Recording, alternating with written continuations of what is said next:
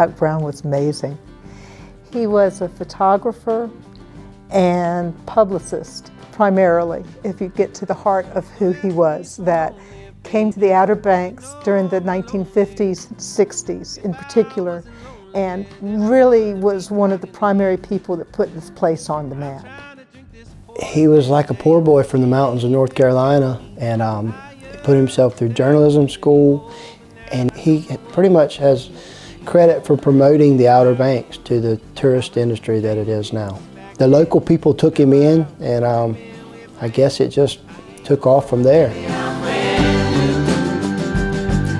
Aycock Brown became the director of the Dare County Tourist Bureau in the early 1950s. He knew that this was not a well-known area, and that if he was going to get the word out, that he was going to have to literally get the word out. He pestered the magazines and newspapers all over, everywhere, and to the point of aggravating them, but they would run his stories just to get him to get off their back, you know.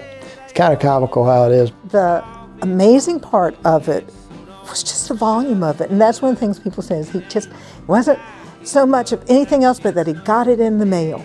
And that was what made him so good as the first director, because the original tourist bureaus and chambers of commerce here were kind of in competition with each other. And it was finally decided that if the area was going to be promoted, that it had to be one voice. And he was that voice. This is a picture of the Wright Memorial, the monument, when man first stepped on the moon. And Granddad, he went and sat at the bottom of the hill, and he listened to his radio, and he said one small step for man, and he took a picture of the monument with the moon in the background. Anyone could find Aycock Brown. He would wear a uniform. Always wore a straw hat, dress pants, Hawaiian shirt, straw hat. Always had 3 or 4 cameras hanging around his neck, smoked cigarettes. It was that banana boat hat that was really his signature.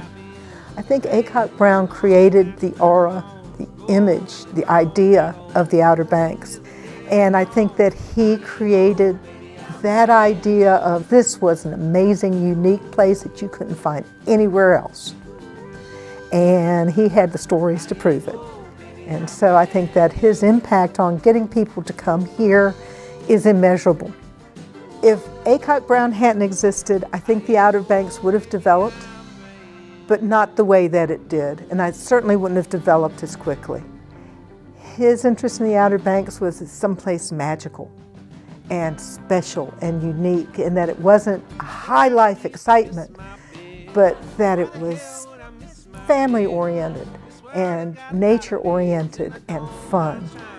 Without him, I'm afraid we'd be someplace that we're not.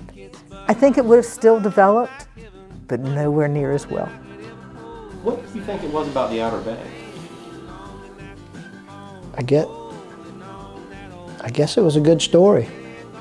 I mean, I guess it was just the perfect story.